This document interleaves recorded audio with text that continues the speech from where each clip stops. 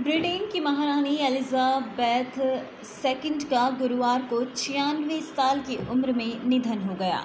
Elizabeth की मौत के बाद से ही ब्रिटेन के इतिहास में किसी शासक के सबसे लंबे समय तक किए गए शासन का अंत हो गया।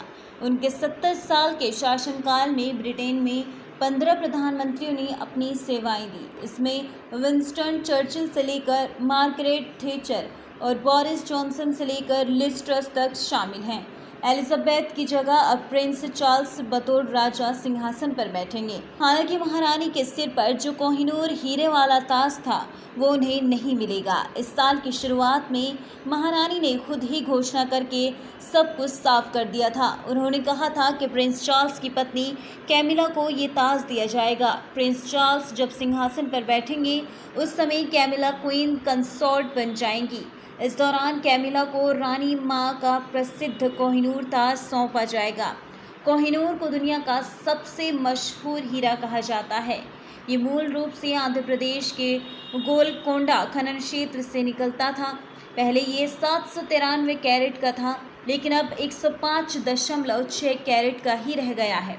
इसका वजन 21.6 ग्राम है। ये कोई राजाओं से होता हुआ ब्रिटेन की महारानी तक पहुंचा है। कहा जाता है कि कोहिनूर 1304 के आसपास मालवा के राजा महलाक देव की संपत्ति का हिस्सा था। 1526 में पानीपत का युद्ध जीतने के बाद कोहिनूर पर बाबर का कब्जा हो गया।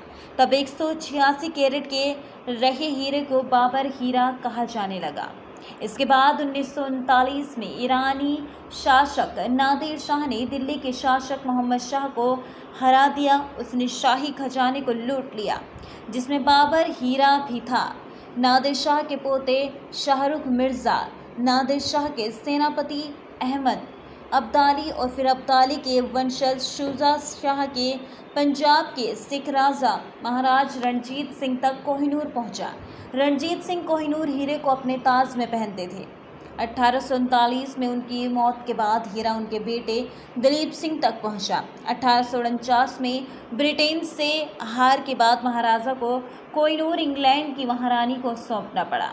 1850 में इसे बकिंघम पैलेस में महारानी विक्टोरिया के सामने पेश किया गया। यहाँ इसे नए अंदाज दिया गया। इसका वजन तब 108.93 कैरेट रह गया।